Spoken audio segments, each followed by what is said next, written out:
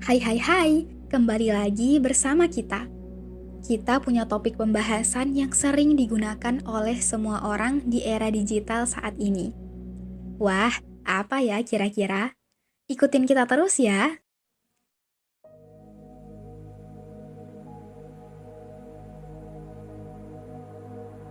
Kamu pernah pakai ChatGPT atau AI jenis lainnya? Menurut kamu, apa aja sih efek dari pemakaian AI itu? Yuk, kita cari tahu.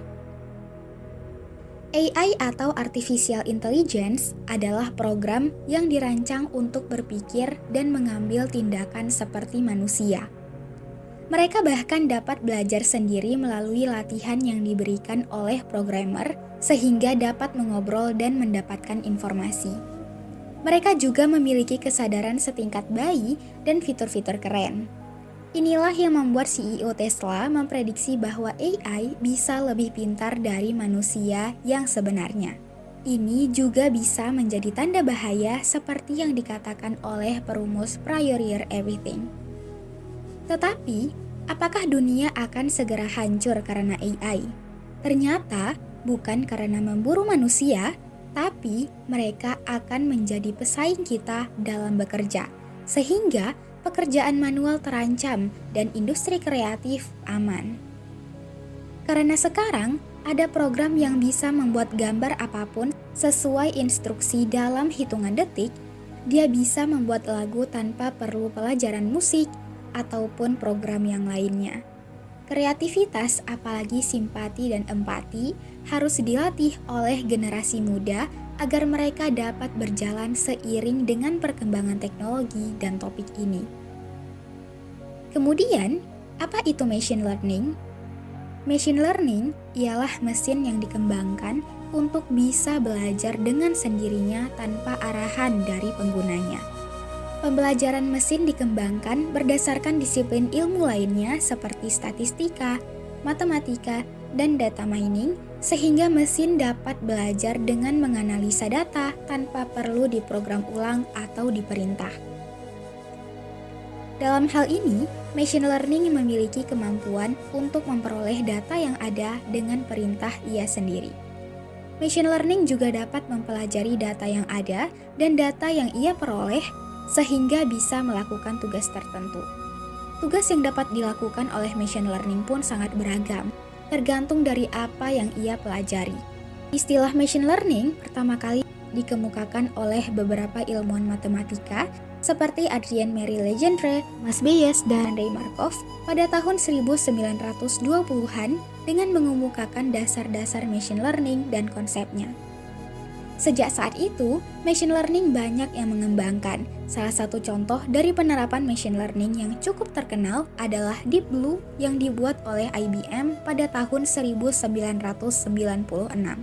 Deep Blue merupakan machine learning yang dikembangkan agar bisa belajar dan bermain catur.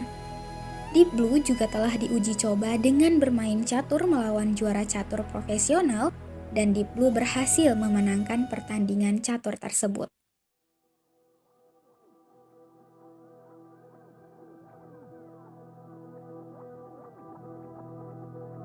Lalu apa sih efek dari penggunaan AI dalam kehidupan?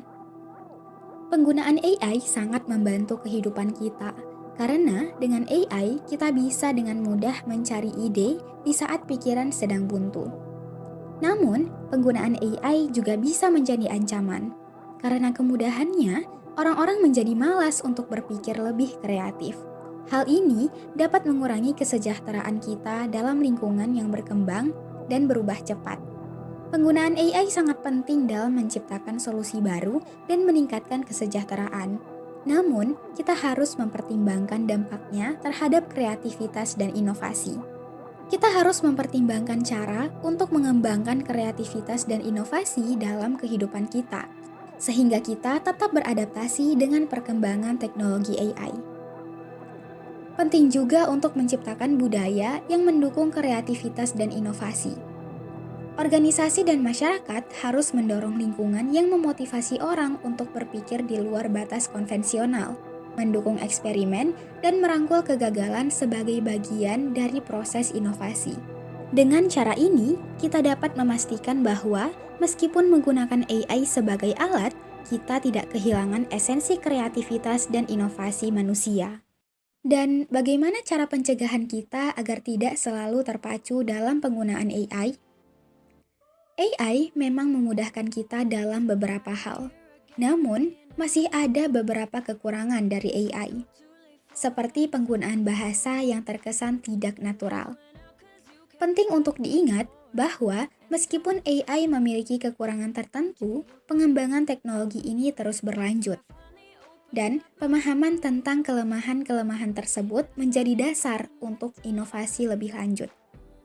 Melibatkan pengguna manusia secara aktif dalam pengembangan dan evaluasi model bahasa AI dapat menjadi langkah yang signifikan dalam mengatasi kekurangan ini. Dengan memahami batasan dan potensi AI, kita dapat mengambil langkah-langkah untuk memaksimalkan manfaatnya sambil tetap sadar akan tantangan yang ada. Dengan demikian, kita dapat mencapai keseimbangan yang optimal antara kecerdasan buatan dan kemampuan kreativitas manusia dalam kehidupan sehari-hari.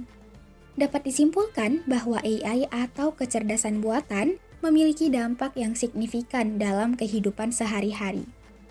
Program AI dirancang untuk berpikir dan mengambil tindakan seperti manusia, bahkan mampu belajar sendiri. Reminder untuk kita semua bahwa penggunaan AI memang sangat memudahkan aktivitas kita di saat kita buntu untuk mencari ide. Namun, tetap saja kita harus berpikir secara mandiri agar kemampuan kognitif otak dalam berpikir kreatif tetap berjalan dan berguna.